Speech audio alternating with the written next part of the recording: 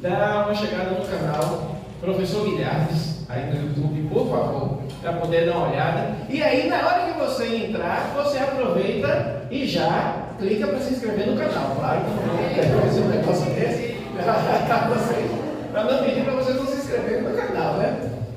Depois eu faço o marketing do que é que tem lá para você poder pegar tanto esse quanto também o canal do Quintal Ambiental. Vou aproveitar aqui, já estou falando dessas coisas todas. E aí, veja só. Desde quarta-feira, vocês estão sendo aqui bombardeados com uma série de informações a respeito de inovação.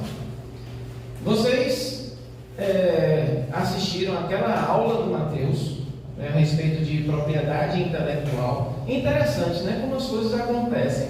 De junto dali, em uma outra sala, naquela sala de pesquisa, a gente estava tendo uma aula transmitida pelo Meet com os alunos de Ciência da Computação, na disciplina Direito e Legislação, que eu estou ministrando para eles esse semestre. E nós estávamos também com outra mestra do Prof. Nietzsche, que inclusive ele falou o nome dela, que foi a Camila Frois, e falando justamente a respeito da proteção da propriedade intelectual, utilizando tecnologia de informação, utilizando-se de um elemento, de uma ferramenta inovadora que nós aprendemos, aliás, não só aprendemos, como fomos empurrados a utilizar a partir da pandemia. E empurrados por quê? E aí a gente vai até falar um pouco a respeito das limitações que nós temos em relação a essas questões na administração pública e, por incrível que pareça, na universidade pública. A gente foi empurrado por causa da pandemia, para uma tecnologia que já estava disponível aí há anos e que mal era utilizada pela pós-graduação, mas praticamente não era utilizada pela graduação, não só por não sabermos muito bem as suas funcionalidades e as suas vantagens, como também os próprios estigmas relacionados a essa questão. E aí vocês foram bombardeados, fechado esse parênteses, vocês foram primeiro pegaram aquela aula do Matheus, ontem vocês tiveram aquela outra aula de Rafael a respeito de LGBT, vocês tiveram o depoimento de cases de sucesso também, como aquele do Cheia de Charme, inicialmente insucesso e agora um grande sucesso. E hoje vocês já tiveram aqui um bench e também já também utilizando a tecnologia, esse momento que foi fantástico, com o pessoal falando lá de Santa Catarina com a gente. Algo que há 2 anos e 3 meses atrás, nessa universidade seria impensável. Nessa e em outros lugares também, seria impensável. Aí eu vou pegar um ditadozinho que meu pai costumava falar, que a necessidade é que faz o sapo pular. O sapo não pula porque gosta, porque quer, mas pela necessidade. Era isso que ele dizia. Não sei se biologicamente falando, ele falando, conversar com o pessoal da biologia, para saber se isso é exatamente correto. Mas essa necessidade, e para a gente não dizer que não temos nada que venha efetivamente de ciência construída, eu vou voltar a primeiro semestre de 1990, disciplina Introdução à Economia 1. Vocês reclamam que tem economia no curso de direito, mas na minha época tinha 2 semestres de economia. Então eu me lembro do professor, se teve uma coisa que ficou muito clara na minha cabeça, que eu carrego até hoje, foi o professor Milton Scaldaferri, falando para a gente que as demandas e necessidades humanas, elas são infinitas. E que uma das bases da economia é de que, se você soluciona uma demanda, uma necessidade, a partir daquilo ali surgem inúmeras outras. Isso eu nunca esqueci. E quando eu vejo hoje o que está acontecendo, e principalmente acontecendo no mundo jurídico, eu consigo compreender claramente algo que não sei por que ficou na minha cabeça, porque como qualquer bom calouro de direito, eu entendia que só prestavam as disciplinas que tinham o nome direito lá. Então eu achava que só prestavam aquela que tinha direito a alguma coisa, no máximo introdução ao direito, isso no primeiro e no segundo semestre. Eu espero que o pessoal do segundo semestre, a partir dessa lógica, dê algum crédito à história e direito. Então veja só, a filosofia do direito, sociologia do direito, filosofia essa depois, agora não me lembro. Bom, mas vejam só, então isso ficou muito claro, ficou arraigado dentro da minha cabeça, e hoje a gente consegue claramente compreender o que é que aqui o professor Milton Scadenfeld estava querendo dizer para a gente. Nesse mundo em plena transformação, em que assim, vocês começaram a dizer que o mundo não gira, ele capota, o mundo está capotando, o mundo não está girando. Nessa nossa terra, que cientificamente comprovado não é redonda, essas coisas eram exatas por quê? Mas não é plana não.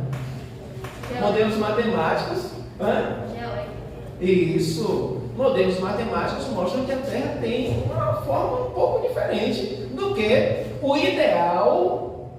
Veja, nós nos acostumamos inclusive a construir modelos perfeitos, ou seja, não existe nada perfeito, nem mesmo a Terra, já que a Terra não é perfeitamente uma esfera. E falando a respeito de esfera, hoje eu estava caminhando e fiquei pensando assim, rapaz, quem é que me diz aqui, qual a maior maravilha tecnológica já inventada pelo homem? Foi a internet? Foi o metaverso? Foi a Marvel? Talvez, ou quem sabe Star Wars, inclusive vai entrar aí logo no aquele nome, Estou esperando chegar. Diga. O senhor mesmo tinha falado que não existe uma grande inovação tecnológica que sempre consumiu outras necessidades. Sim. Então, não seria correto dizer que cada época teve a sua maior revolução tecnológica, cada época teve a sua maior inovação tecnológica? Podemos dizer. Mas a gente pode entender assim que existem em determinadas épocas alguma coisa que surge que acaba sendo base para tudo. Oi?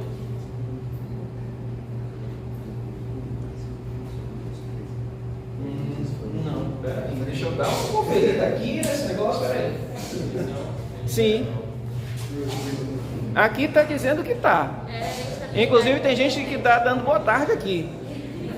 Deixa eu dar aqui. Professora Clemilda, professora Lília e Micael Souza, Aqui está esperando. Tá.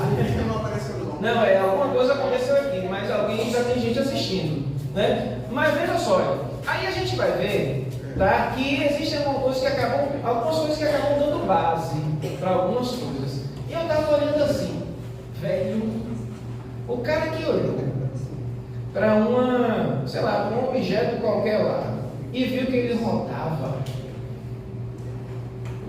E foi lá e se começou a utilizar de forma bruta, ou se ele já começou a dar uma lapidada, alguma coisa, e virou um negócio chamado roda. Vocês já pararam para pensar as aplicações que esse negócio tem? Aí eu estava caminhando, e aí eu estava vendo, tinha uma placa de sinalização que é uma roda. Tem uns carros passando, roda. Tem bicicleta, roda. Tem aquela cerveja, roda. Para quem gosta. Como a gente comercial, a gente lembra daquele negócio. Lembrei do símbolo do projeto Rondon mais antigo, uma rodazinha. E fora isso, você vai vendo que praticamente tudo, em termos de maravilha tecnológica, vai utilizando a roda desde quando descobriram um negócio chamado engrenagem. que é uma das aplicações. E aí eu estou falando, roda, não especificamente, talvez aí o objeto, mas o conceito de roda. Em que o conceito abrange, né, aquela forma típica e ainda algo que gira sobre o seu próprio eixo. E todas as aplicações que a gente pode ter a respeito disso. Né? Esse próprio tripé aqui da Gleison que a gente vai rodando para pegar. Até o movimento que a gente faz ali no mouse, né? Então, para tudo, velho. Né? Alguém deve ter um óculos aí bem arredondado. E tem uma maravilha, Gleison, que eu acho que é a roda mais bonita que se tem. Aliança. Também, mas a aliança pode ser uma consequência dessa roda. Vocês já experimentaram olhar bem fundo nos olhos da pessoa amada e ver a pupila dilatar? Nossa, que poético.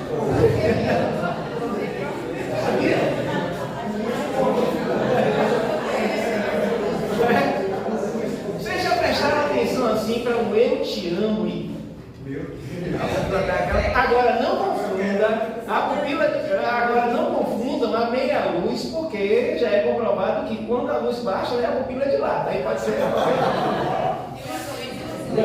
as ilusões, né? Mas veja só, a gente fez esse monodório todo aqui para a gente começar a pensar alguma coisa a respeito de algo que muitas vezes a gente não para pensar. Nós somos bombardeados aqui com um monte de coisa, né? Falando a respeito de inovação no direito, aquela coisa toda, tal.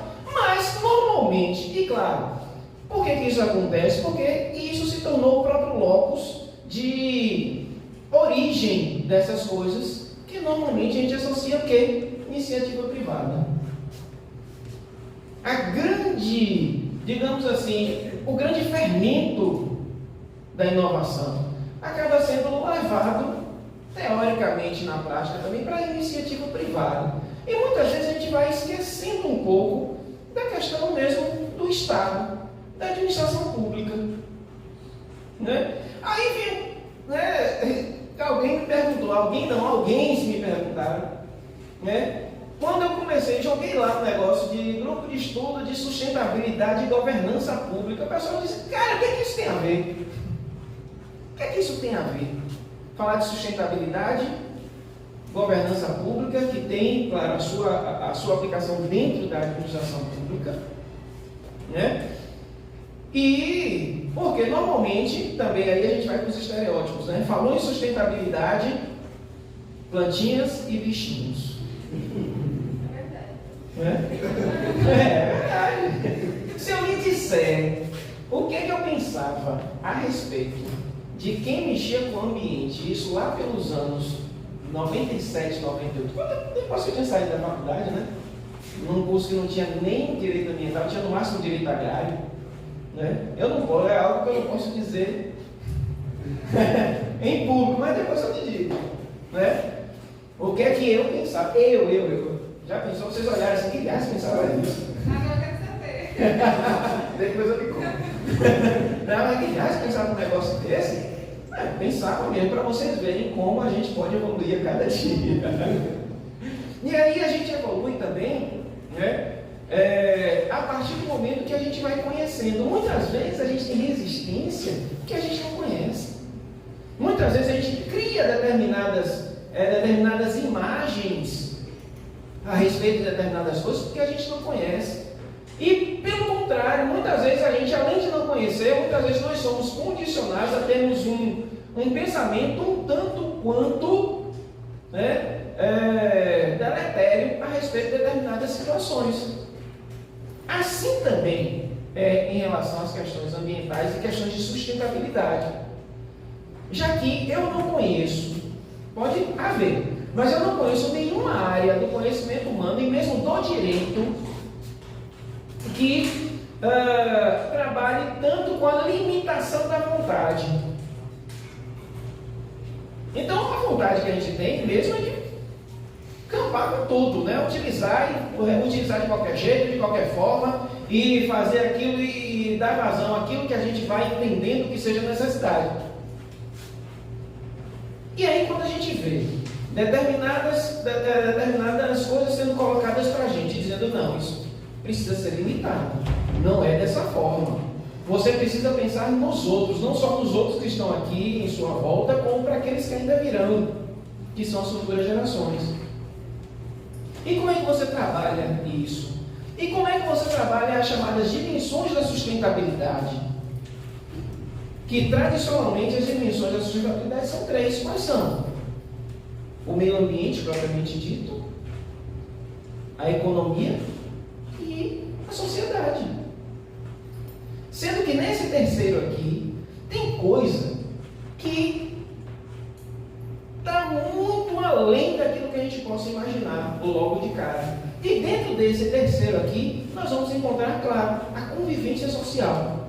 E nós vamos encontrar, claro, aí a própria administração pública. E como a inovação ela acaba sendo importantíssima hoje para a própria sustentabilidade da administração. E aí a gente vai pegar, por isso que eu peguei aqui, ó, marca legal das startups e inovação da administração pública, uma estratégia de sustentabilidade.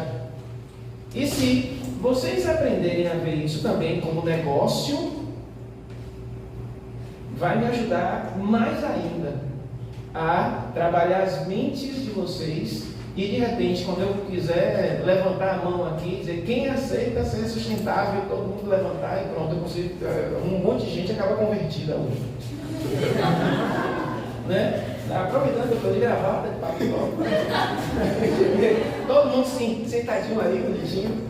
Tá? Mas passei, por favor. Então, veja, a gente vai dar, né, a gente pensa um pouquinho aqui nessa questão da evolução do Estado. Agora que eu não vou lá para o início da Idade Moderna, não. Nós estamos falando mesmo do Estado, sei lá, século XX.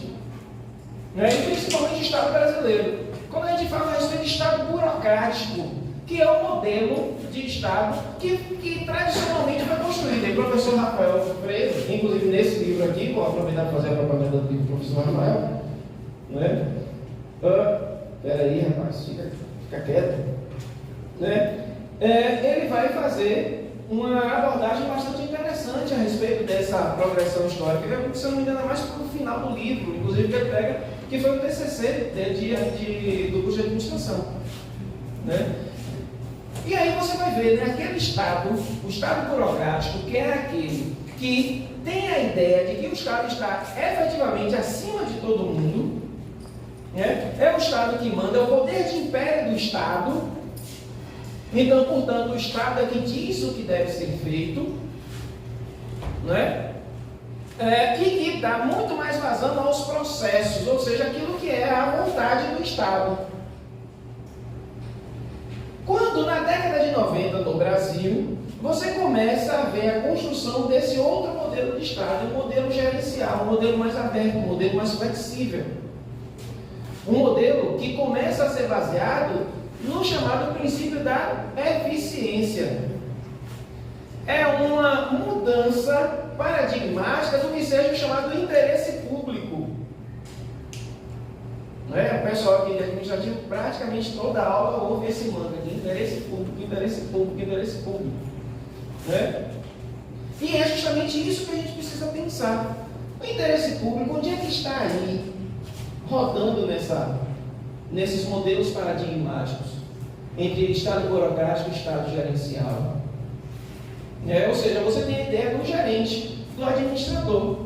Então, esse Estado de modelo gerencial, ele pressupõe, né, a existência de agentes que estejam capacitados a realizar as tarefas do Estado. Aí eu vou chamar aí o pessoal do direito, que está em direito administrativo. Quais são as tarefas do Estado? Fomento, poder de polícia, o regulatório, né? E a atividade prestacional, que são serviços públicos. Então, na hora de realizar esse negócio aí, quem é que está lá falando em meu nome? Então, essas pessoas precisam ser melhor capacitadas. Essas pessoas precisam melhor compreender o que seja o Estado e o que seja essa relação do Estado com a sociedade. Isso, se a gente for pegar como marco a Constituição de 88, a nossa atual Constituição, nós somos ele. Está vivo. Né? Que muito disso vem a partir também de um projeto democratizante de país. De um projeto que procura levar em conta as pessoas, né? E que, eu não tenho preâmbulo da Constituição aqui de cabeça, mas é um negócio muito bonito e que muitas vezes a gente deixa para lá, né? Mas principalmente quando a gente fala nesse Estado que busca prover à sociedade dos serviços que lhes darão comodidade, bem-estar, paz social, né, igualdade ou equidade. E entra em cena mais claramente aquele do LIMP, que são aqueles princípios da administração pública. Já que antes só tinha legalidade, impessoalidade, moralidade e publicidade. Quando entra em cena o tal do que é a eficiência. O Estado ele precisa funcionar. Porque aquela ideia de Estado paquidérmico, que é o modelo burocrático, ele precisa desaparecer. Não estou falando aqui de Estado mínimo. A discussão não é essa. A discussão não é Estado mínimo, mas um Estado que funcione. Que ele também não precisa se agigantar. Nós precisamos de um Estado que funcione. E isso chama, digamos assim, às vezes explicitadamente, às vezes implicitamente, a questão da governança. Porque para que o Estado funcione, você precisa o quê? Você precisa de pessoas que realizem a tarefa de liderança e que conduzam. E nessa condução, claro, não se espera que sejam os chamados líderes-chefes, mas verdadeiros líderes, né, que coordenam, que direcionam. Aí a gente vai pegar aquele negócio que influenciem, né, o que mais de bonitinho que tem, né, que inspirem, e por aí vai. Mas, independente, né, da palavra que você vai utilizar, você precisa da pessoa que consiga coordenar processos. Isso se chama o quê? Liderança. E você coordena processos como planejando, elaborando programas, projetos, planos, ações. Isso dentro de governança se chama estratégia. E claro, a partir do momento que você tem o quem realize, você tem o como realize, você tem que também depois saber o que foi realizado. As metas foram cumpridas? Foram cumpridas com qualidade? Né? Foram direcionadas realmente a quem eram seus destinatários? Isso se chama controle. Que, em outras palavras, é a aferição do trabalho. O pessoal da administração tem um negócio aí do plan do check, né? O PDC. Planejar, fazer e checar ou avaliar. Isso tudo está dentro dessa ideia de gestão pública baseada na governança como ferramenta de realização das suas tarefas. E isso eu estou falando, digamos assim, dogmaticamente. Está lá no decreto 9.203, que é o decreto que regulamenta a política de governança do governo federal. E que, de alguma forma, vai acabar tendo repercussão também para os outros entes federados. Né? Já que o governo federal hoje trabalha com a ideia, deixa eu ver se eu me lembro do negócio, rapaz, de eficiência e gestão. Esqueci agora o nome, mas que a ideia disso é de que a gestão seja muito eficiente, de excelência em gestão. Modelo de excelência em gestão. Eu acredito que aqui o pessoal do direito nunca ouviu falar isso. Mas o governo federal está, na prática, impondo aos outros entes federados para que eles possam fazer convênios, receber recursos, eles implantem a partir de uma série de indicadores do governo federal, que eles implantem um modelo de excelência em gestão. O que é isso? Se não algo vinculado à governança. E isso tudo está aí, ó, acontecendo, e a gente está pouco vendo isso. Né? E a gente, ao pouco ver, né, Stefano, a gente também perde oportunidades. Esse modelo de gestão baseado em governança também leva à ideia do novo serviço público. O agente público, sei lá, de 10 anos atrás, não vou muito longe não, de 10 anos atrás, não pode mais ser o mesmo agente público de hoje. Porque também de 10 anos atrás, nessas capotadas que o mundo dá, já surgiu tanta legislação que impõe tanta coisa para o comportamento do Estado, que a gente não pode mais enxergar o Estado de hoje como o Estado de 10 anos atrás. Não tem como. E não somente em função das escolhas políticas que foram acontecendo, não. São também outras condicionantes ambientais.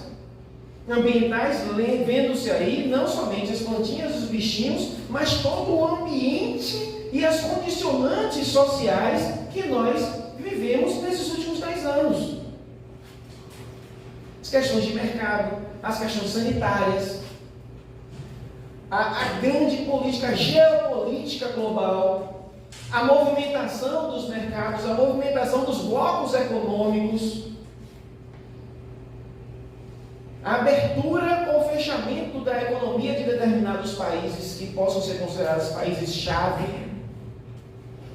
Isso tudo está passando assim, olha, igual a um meme que eu vi em rede social essa semana, que está assim, olha, eu esperando o final de semana. Era uma pessoa assim, em algo que era, sei lá, uma estação de trem, de metrô, alguma coisa assim.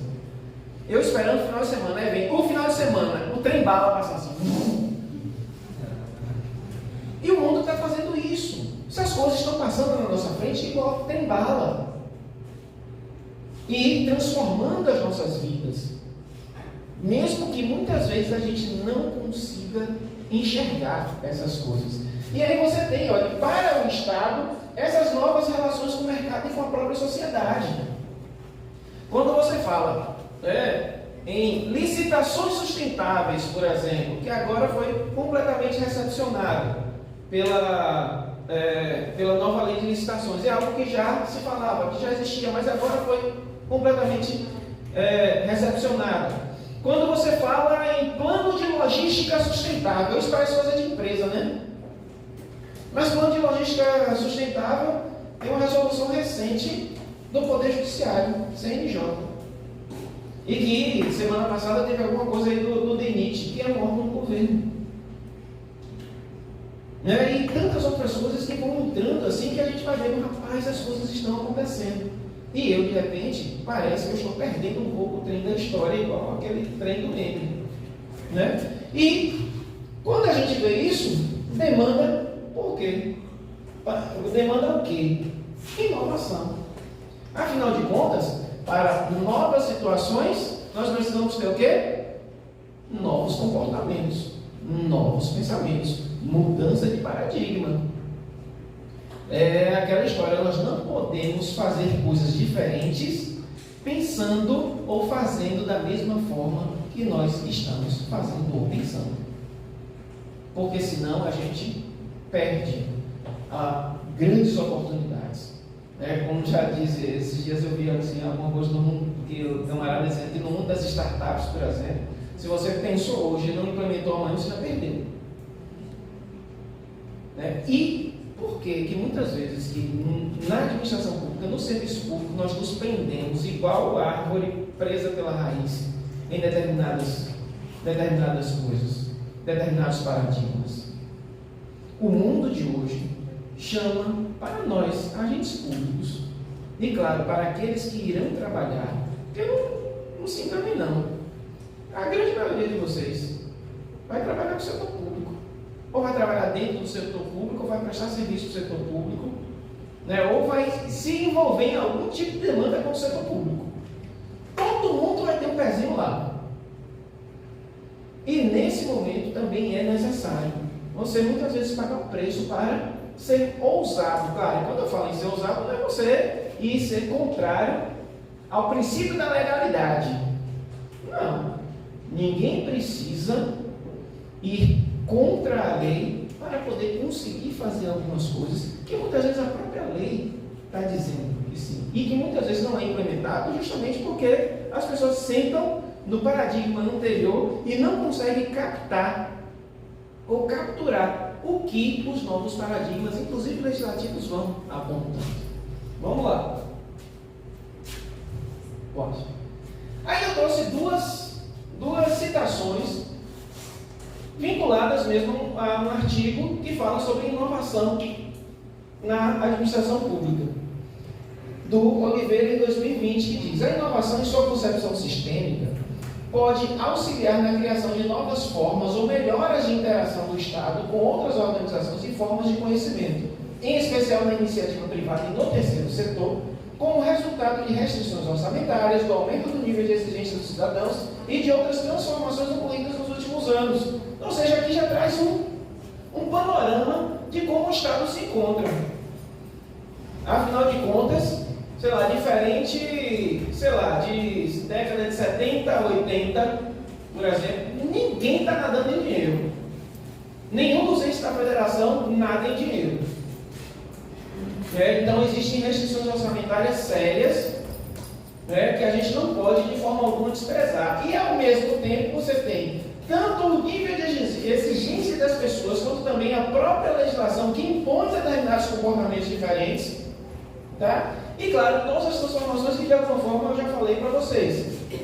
E aqui vem ele dizendo, ainda continuando um pouco mais à frente, dizendo que a categoria da inovação pode ser utilizada não só para fomentar iniciativas que promovam respostas às demandas da atividade administrativa, mas também para auxiliar no incremento da cultura, da ética e da probidade entre os agentes públicos, bem como entre o Estado e a sociedade para cumprimento mais eficaz de suas tarefas e mais próximas às realidades a que se destinam. Ou seja, o Estado não está mais lá em cima, uma espécie de Olimpo, dizendo como é que as coisas devem ser, mas o Estado ele deve descer ao nível daqueles que são os beneficiários da sua própria existência, e a partir disso compreender quais são as suas necessidades, assim como vocês acabaram de ouvir aqui, o pessoal lá da Locus Iuris, lugar do direito, o pessoal da Locus falando a respeito da iniciativa privada, mas o Estado ele não pode ser diferente disso, de compreender quais são as demandas, defender quais são as dores da população e responder a isso. Tá? É claro que eventualmente o Estado também pode ser um indutor, mas não pode ser um indutor em todo o tempo a ponto de impor aquilo que ele entende que seja o correto. E aí a gente tem, inclusive, um dos princípios do serviço público é o serviço da atualidade, que é justamente esse princípio que diz que o serviço público ele precisa agregar a modernidade das técnicas, a modernidade dos equipamentos e também as suas instalações, e também a melhoria e expansão do serviço. Aquilo que a gente falou na quarta-feira, daquela história da máquina de escrever, aí que depois veio, a máquina de escrever elétrica, depois veio o computador. Aí você vai ver aquele XP de tela verde que funcionava com MS-DOS, você tinha que ter uma aula para aprender informática, você tinha curso de informática. Aí depois você vem com toda essa geração e que a gente tem, isso tudo, um celular que consegue transmitir um negócio pela internet. Impensável alguns anos atrás. Depois eu paro até para conversar com vocês como é que foi a minha evolução do celular. E aí a gente vai. E aí como é que isso pode ser agregado à administração pública para o cumprimento das suas tarefas? Como é que a administração pública pode enxergar, não só enxergar, mas trazer para dentro e não repelir? Porque, afinal de contas, tem lei. Isso aqui eu estou tirando, isso aqui eu copiei e colei de uma lei. Que é justamente um dos requisitos, a gente chama de princípios, mas é um dos requisitos de adequação do serviço. O serviço é adequado quando? Aí tem lá, entre eles, quando ele é atual. E se é atual é justamente isso aqui, tá? Vamos lá. Aí a gente entra na questão da sustentabilidade. Aliás, onde é que eu encontro isso? Que me diga que isso é sustentabilidade. Nós temos, não sei quantos de vocês já ouviram falar a respeito dos ODS. Os 17 ODS são os Objetivos de Desenvolvimento Sustentável. Como não é o objeto dessa nossa reflexão aqui, eu não vou parar para poder dizer. Tem inclusive vídeo lá no meu canal que vocês podem acessar. Né? E também no canal do Que Tal Ambiental tem toda uma série a respeito dos Objetivos de Desenvolvimento Sustentável, inclusive colocado em playlist. Né? Então a gente encontra aqui pelo menos 2 ODS, em que esses conceitos que eu estou colocando aqui para vocês, eles estão presentes. Primeiro, o ODS 12, que fala sobre consumo e produção sustentáveis. Uma das metas que está lá, se não me engano, é 12.7, uma coisa dessa assim. 12 ponto alguma coisa. Está lá falando a respeito das compras públicas, que precisam ser sustentáveis. E que aí você tem a Lei 10.000 e tarará, que foi a primeira lei do Brasil que falou a respeito de compras sustentáveis, e agora a gente tem a Lei 14.000 e tarará, que é a nova lei de licitações e contratos. E que ela coloca lá alguns conceitos para uma compra sustentável, alguns deles praticamente desentendidos e que os juristas não querem nem saber. Um deles, por exemplo, quem aqui já ouviu falar em ciclo de vida do produto? Mas vocês vão ter que aprender, sinto dizer-lhes, o que é ciclo de vida do produto. Eu também não vou parar aqui também para dizer a vocês o que é. Eu também só fui aprender porque eu fui fazer uma pós-graduação interdisciplinar e eu tinha uma colega, né, que estava escrevendo sobre isso e que deu uma aula para a gente que acha isso. A ideia de do túmulo ao berço. Do berço ao túmulo. Puxa. A ideia do berço ao túmulo. Né? E que aí, né, dentro dessa questão de ciclo de vida, aí você vai entrar toda aquela problemática de resíduos sólidos, né, de você recusar, de você reusar, de você reciclar, né, e por aí vai. Né, até você destinar o resíduo, dar uma destinação adequada ao resíduo, que vai entrar nesse conceito, né, e que vários de vocês já devem ter ouvido falar em economia circular. Vocês não já ouviram falar em economia circular? Pelo menos grande parte de vocês. Tem muito a ver com o ciclo de vida do produto. Tá? São coisas que se interconectam. Tá? E a gente tem aqui o ODS 16, que é paz, justiça e instituições eficazes. Ele tem pelo menos 3 metas. Aí esse eu lembro, 16.5, 16.6 e 16.7. Né? Que, para agrupar tudo, dizem respeito a combate à corrupção, transparência e relacionamento com a sociedade. E que reclamam aí para os governos eles trabalharem isso. O que é isso? Se não, como é o nome? Accountability, compliance, que vocês, né? Compliance é um nome assim que virou doce, né, na vida. E às vezes a gente fala até sem nem saber que acha isso. Não, mas compliance. A patrona não presta esse serviço. Aê! Compliance, accountability, que é uma outra coisa que é responsabilizar-se, né? De ter para si ter o cuidado necessário de prestar contas do que se faz, né? E, claro, dentro daquilo que a gente falou ali, o relacionamento. Acima de tudo, todas essas coisas dizem respeito a essa palavrinha, relacionamento. Como você se relaciona. Se você se relaciona bem, se o Estado se relaciona bem com a sociedade, você não vai ter um Estado ou pessoas corruptas no Estado. Se se relaciona bem, ele vai prestar contas. Se ele se relaciona bem, ele vai ser transparente. Claro que dentro dos paradigmas do direito administrativo, você precisa ter lei, né, que diga ao agente como ele deve agir. Mas tem determinadas coisas que você não precisa nem dizer como deve agir, porque é uma questão ética. Tá? E está dentro, inclusive, das questões principiológicas. Tá? E aí, O professor Rafael ontem deu uma aula a respeito disso, e aí eu não me atrevo nem a querer repeti-las, tá? Bora lá.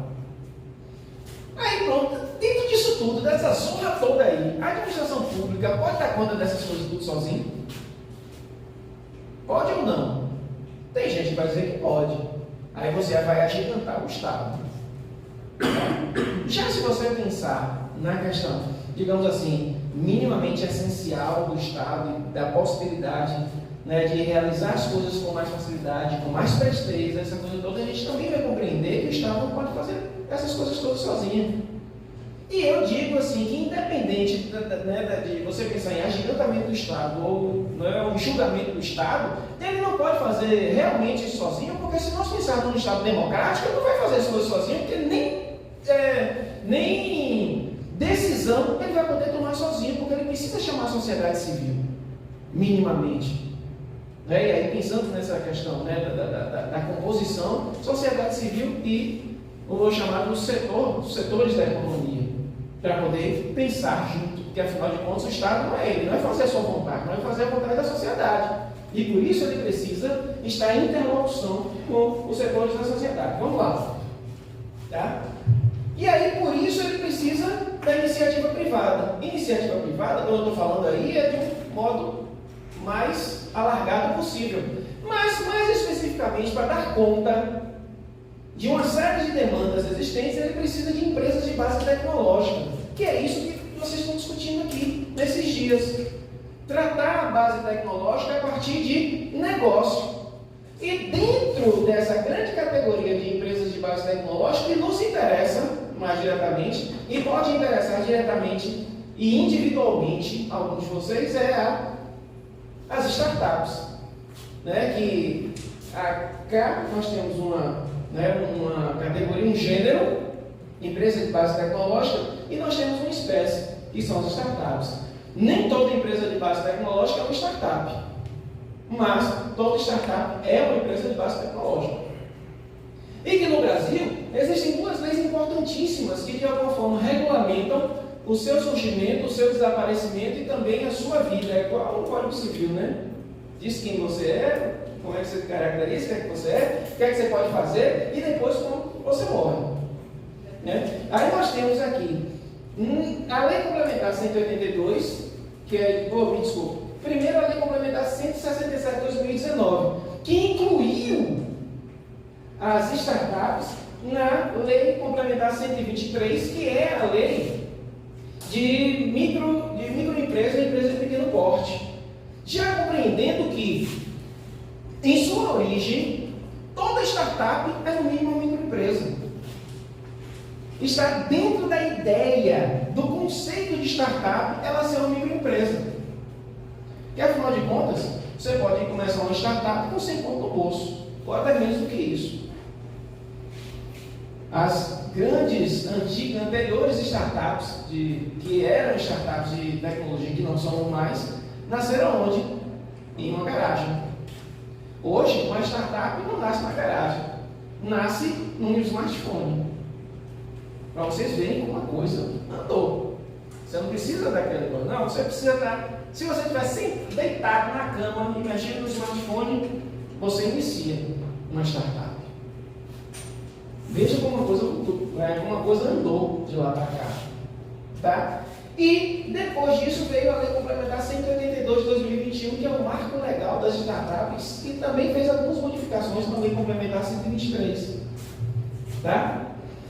E, além disso, existem outras leis que chamam a questão da inovação para o setor público e que as startups têm longa margem de atuação para levar o setor público a cumprir com as suas tarefas com eficiência. Mas nós vamos aqui, olha, esse marco legal das startups, ele de alguma forma condensa um conceito que foi inserido na Lei Complementar 123 por meio da Lei Complementar 167. Ele vai dizer aqui, olha, que as startups são organizações empresariais ou societárias, nascentes ou em cooperação recente, cuja atuação caracteriza-se pela inovação aplicada a modelos de negócios ou a produtos ou serviços ofertados. E a Lei Complementar 123 com a modificação inserida pela 167, vai ainda fazer uma classificação que se tornou, que é uma classificação tradicional, né, em que as startups elas são divididas em duas categorias: aquelas que são disruptivas e aquelas que são incrementais. Incrementais são aquelas que já pegam algo já existente e melhoram esse processo, esse produto ou esse serviço.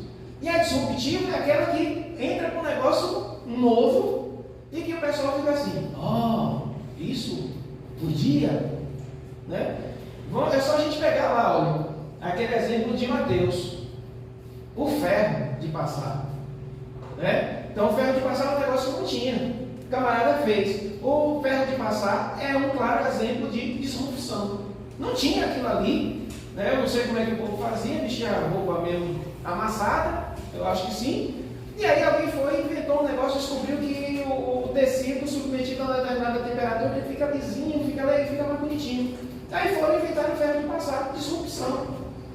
Aí depois alguém foi e viu: não, o ferro de passar dá para você mexer na temperatura, para determinar, né, outros níveis de tecido, dá para você colocar uns funcionários incremental. Então, a partir dessa lógica, você vai e pega essas coisas todas, né? Afinal de contas, em várias situações, você não precisa inventar a roda.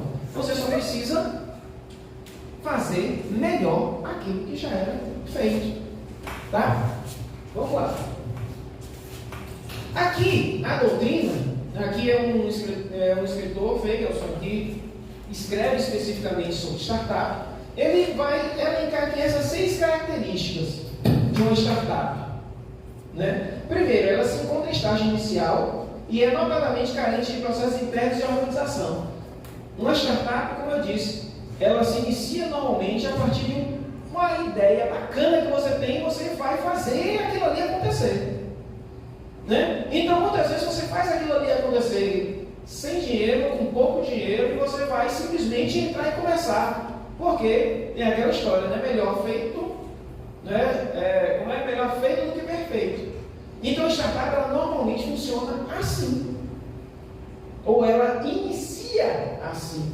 E aí ela vai dizer: olha, estágio inicial quando você começa, ou então quando você já tem alguma coisa funcionando e você diz: não, peraí, isso aqui é algo bacana, isso aqui responde àquela história, responde a uma dor, responde a uma demanda. E aí, por isso que possui um perfil inovador. Inovar não é simplesmente inventar algo novo, mas inventar algo novo que funcione, que dê resposta. Então a inovação está muito ligada a isso, a dar resposta prática para alguma demanda. Porque ela é carente de processos internos de organização, ele precisa controlar os gastos e os custos. E no próximo slide vocês vão por que precisa controlar os gastos e os custos. Não pode chegar assim: não, eu preciso, não. Eu tenho uma ideia de um aplicativo fantástico e eu vou contratar a Life ou a Tecnojúnior, eu vou pagar 50 mil reais e desenvolver esse negócio. Não pode. Eu não sabe nem se vai dar certo. Por isso precisa controlar gastos e custos. Por isso você não pode entrar no seu cheque especial, no seu cartão de crédito, torrar tudo para poder você fazer um grande investimento. Tá? O serviço ou produto é operacionalizado por meio de um produto mínimo viável. E é isso aqui que entra em questão em relação ao que está sendo desenvolvido. O produto mínimo viável. Você vai gastar o menos possível, às vezes, e hoje, com o que tem disponível, você pode gastar 0 para desenvolver o seu mínimo produto viável. Tem uma historinha, eu acho que é da 99 Táxi. Vocês sabem como foi que ela surgiu? A 99? O cara que instituiu a 99, que eu acho que ela nem é mais startup dentro, né, da caracterização. O camarada descobriu que as pessoas tinham determinada dificuldade para conseguir táxi. Ele, poxa, eu posso ter alguma coisa que possa fazer intermediação entre o taxista e o outro. Aí ele, para poder testar, ele fez um cadastro, né, de taxistas e tal, e fez um mapeamento, jogou lá na internet um negócio num sitezinho que era tipo um formulário do Google. A pessoa entrava lá, precisa de um táxi. E estava lá o quê? As informações da pessoa. A partir das informações da pessoa, ele via, bom, fulano mora no centro. Então, onde é no centro, onde ele tem um ponto de táxi mais próximo? Ali perto do Mercado Alana. Então, eu vou telefonar para lá. Ô, alô, olha, tem uma pessoa em tal endereço assim, assim, assim, e está precisando de um taxista. Rapidamente chegava o taxista e entrava em contato com a pessoa e falou, opa, esse negócio funciona. Aí o negócio começou a rodar, e pronto, deu o que deu. É uma das maiores empresas de intermediação, né, que utiliza a tecnologia para isso. E isso, o mínimo produto viável do cara foi um formulário, tipo o formulário do Google. Imagine. Né? Aí você tem um negócio, aí tem até filme isso, como é que surgiu a Microsoft. O Bill Gates vendeu o MS-DOS sem ele nem existir. E é responsável pra cacete, cara, né? Vendeu um sistema operacional que nem existia, velho. E aí ele foi desenvolver no momento em que o cara viu que ia ganhar não sei quanto, e disse, não, agora tem que correr e desenvolver esse negócio. É assim que surgem as coisas. E mais você tem que precisar ter um produto mínimo viável. Você tem que mostrar, é aquele protótipozinho que você vai mostrar que sua ideia funciona. Esse produto é escalável. Escalável porque tem que ter a escala, ele pode ser reproduzido. Né? Você pode fazer com uma pessoa, você pode fazer para 20, você pode fazer para 1000, você pode fazer para milhões de pessoas. Tá? Não pode ser um produto que seja desenvolvido só para ajudar a Stephanie a estudar para as provas dela. Não. Tem que ser alguma coisa, né? Como é o nome desse negócio que vocês vão atrás, que precisam fazer, copiar trabalho? Não é o passei fácil, passa fácil, alguma coisa assim? Tá? Tem que ser um negócio de copiar. Não, ninguém usa, né? Ainda bem. Eu joguei o verde para colher maduro, mas ainda bem que eu sou Então, apresenta, e aqui, olha, apresenta a necessidade de capital de desejos para a operação inicial. Já ouviu falar naquele negócio chamado Shark Tank? Ali, Shark Tank, não sei se é especificamente o escopo deles, mas a gente vê ali várias possibilidades de surgimento daquele negócio chamado investidor anjo, que é aquele camarada que enxerga o mínimo produto viável e diz, rapaz, esse negócio é bacana, eu vou investir nesse negócio. E aí, pronto, as formas como eles negociam, né? Então, lá, eu vou investir, vou dar tanto, eu vou ter 50%, não sei o que, tal, e por aí vai. Né? Porque você precisa. E esse negócio, gente, esse negócio é grande. Esse negócio, no ano passado, época de pandemia, no Brasil, os investimentos, se eu não me engano, bateram 180 bilhões de reais. É um negócio bilionário. Que a gente não imagina, mas é muito dinheiro que rola nesse negócio aí. E aí, por que o Estado vai ficar de fora de um negócio desse? Não pode ficar de fora. E aí eu estou falando do Estado como comprador mesmo, como contratante. Bora lá, porque senão você já vai estar dando 5,5 já. Mas a principal, aquilo que eu falei a vocês, olha, a principal característica é o risco. Tem essas coisas todas, mas você tem uma boa ideia e não sabe se aquela zona funciona. E é por isso que você precisa do produto mínimo viável. Você tem um risco do investimento, você tem um risco da tecnologia, você tem um risco da possível falta de financiador, né, de pessoas que vão utilizar. Então você está submetido a tudo quanto é perigo nesse mundo. E é por isso que a startup ela precisa ter um tratamento especial em relação a quaisquer outros empreendimentos que se tenha em vista. No Brasil, quem é que pode se enquadrar? De uma forma geral, você tem aí uma construção bem alargada de arranjos empresariais. Você tem desde o empresário individual, e aí empresário individual, leia assim, não é microempreendedor individual, não é o MEI. certo? É um outro arranjo empresarial, é o empresário individual. A sociedade limitada unipessoal, na lei não está esse nome, tá? Empresa individual de responsabilidade limitada, a EIRELI, que não existe mais. Isso, foi extinta, mas ainda está na lei lá escrito, certo? E não é EIRELI. Hoje você pode se organizar sob sociedade limitada unipessoal. Você tem as diversas sociedades empresárias, sociedades cooperativas e sociedades simples, desde que sua receita bruta anual seja menor do que 16 milhões de reais, tenha menos de 10 anos de constituição, né? Você pode ter tanto iniciando para se registrar, quanto também com registro menor do que 10 anos. E esses dois, e um desses dois aqui, a sua autodeclaração, ou então a sua opção pela Inova Simples, que é um modelo de tributação implantado pela Lei Complementar 167, quando fez a modificação da 123. Certo? Pronto, vamos seguir aqui. Tá? Isso para a gente ir compreendendo. E ela, como Estado, como é que é? Eu falei aquele bolotório todo sobre a necessidade de inovação pelo Estado, né? De aquisição de inovação. Pois é, o Estatuto das Startups, ou o Marco Legal das Startups, tem um capítulo específico para tratar sobre isso. Como o Estado ele pode contratar. E tem que ser para uma dessas duas finalidades aqui, que é resolver demandas públicas que exijam solução inovadora com emprego de tecnologia, ou a promover inovação no setor produtivo por meio do uso do poder de compra do Estado. O Estado hoje é o maior contratante que nós temos no nosso país. E aí, claro, com isso ele pode fazer diversos tipos de intervenção na economia. E uma dessas intervenções hoje, a partir do Marco Legal das Startups, é justamente promover a inovação a partir da contratação de soluções por empresas de base tecnológica.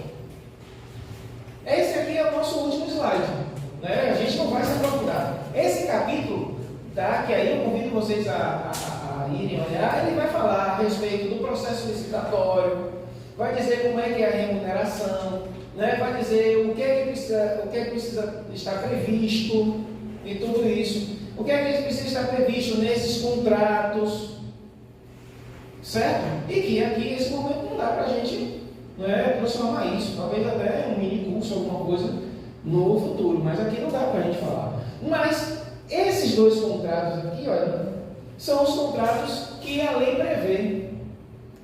Tá? Aqui é o primeiro deles, contrato público para solução inovadora, que é justamente para testar a solução.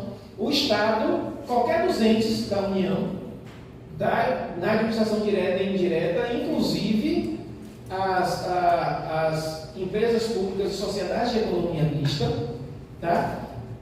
Fazem uma licitação informando qual a sua necessidade e aí pode contratar empresas, tanto individualmente quanto em consórcio, para fazer esse teste de soluções inovadoras que sejam desenvolvidas por elas ou que possam ser desenvolvidas mesmo por terceiros, com ou sem risco tecnológico. Veja que essa vigência, esse contrato, ele não pode ultrapassar R$1.600.000, embora para as empresas públicas e para as sociedades de economia mista, por decisão do seu conselho de administração, esse valor pode ser superior a R$1.600.000, por vigência de até 2 anos, inicialmente 12 meses, e pode ser prorrogado por mais 12. Depois de desenvolvida a solução, veja que aqui nós estamos falando em desenvolver e testar a solução. Agora você pode ter um contrato de fornecimento sem precisar de licitação. Aquelas empresas que fizeram um contrato público para a solução inovadora já entram no contrato de fornecimento, que é para fornecer o produto, o processo ou solução resultante, e ainda, se for o caso, a integração dessa solução à infraestrutura tecnológica ou processo de trabalho da administração pública. Tá? E veja, nesse próprio contrato, uma coisa importante que a gente precisa ressaltar, nesse contrato público aqui, Inclusive a administração pública, ela pode investir e pode também ter os dividendos do seu investimento. Porque nesse contrato, ela vai dizer como é que vai se dar a divisão, a questão oh meu Deus, que a gente está falando, por favor. Quem não me conhece sabe que a gente depois, de vez em quando, as palavras fogem mesmo. Tá? Ufa! Vergonha ali. Vergonha própria agora. Falei desse negócio no instante. Né? A proteção Ai, gente. O direito autoral. Propriedade intelectual. Né, cara? Mas se não fosse você, eu estava perdido. Como é que você vai, né, regulamentar a questão da propriedade intelectual, inclusive os ganhos resultantes disso? Patente, né, marca e por aí vai. Imagina que, sei lá, uma universidade, que é uma autarquia, como pode se beneficiar de um contrato desse? E aí depois do contrato de fornecimento, olha, vem outra coisa interessantíssima, né? Para quem é empresário. Você primeiro garantiu aí 12 meses, não conseguiu, você prorroga, vai 2 anos, né, de contratação, e depois você pode ser contratado sem licitação por 24 meses, depois por mais 24. Quando você pega aí, são 6 anos de contrato com o poder público. Tá? Então veja como acaba sendo vantajoso, como eu já disse, né, para o poder público, porque ele tem um modelo específico de contratação, tá? E também um modelo específico de licitação que leva à contratação, e depois, no curso dessa contratação, como ele também pode mais rapidamente colocar aquela solução para rodar dentro. E também, depois de rodar e aquele negócio ali funcionou, a própria administração pública também tem os seus próprios dividendos em relação a licenças, por exemplo. Tá? E por isso que a gente vai encerrando aqui dizendo que isso é bastante vantajoso para ambas as partes. Tá? E pode ser vantajoso para qualquer um de vocês. Tanto como empresários, ou sócios de sociedades empresárias, ou ainda também como advogados. Ou vocês acham que isso aqui não vai ter demanda para caramba? Para vocês, enquanto juristas? Vai ter demanda para caramba. E aí eu volto àquela questão, né? Essa é uma lei, né? Essa é uma legislação muito nova, pouca gente ainda se utiliza dela, por isso também ainda há poucas demandas. Não sei se a jurisprudência, né, formada já de demandas, de conflitos, em função da aplicação dessa lei. Então veja como vocês têm aí uma avenida fantástica para andar nessa questão. E claro, quando a gente fala tecnologia, inovação, governança pública, nós estamos falando essencialmente em sustentabilidade. Tá? Então nisso, eu vou encerrando, dizendo a vocês, né, que parte disso que eu falei a vocês está aqui nesse e-book. Que é o Fundamento de Sustentabilidade na Administração Pública, que eu escrevi junto com o professor Rafael, que ele está em e-book e que inclusive está disponível no Hotmart com um desconto fantástico, utilizando tanto para vocês quanto para qualquer pessoa que esteja no mundo, tá? De 40% sobre o seu preço normal, utilizando, claro, não à toa eu coloquei um cupom Patrono 40. Patrono em homenagem a Patrono Júnior, e também 40, porque é um desconto de 40%. Você vai pegar um livro desse a menos de R$20. Só vantagem. Só vejo vantagem. Tá bom? E aí eu vou aproveitar a professora Lívia, que não sei se ainda está assistindo, para poder pedir ela para utilizar o administrativo 2. Tá? Fora isso, vocês me encontram aqui, olha, o meu perfil, @Prof. Guilherme, e também ali o perfil do Quintal Ambiental, que é o nosso projeto, que a gente trata dessas questões de sustentabilidade. Tá bom, gente? Muito obrigado.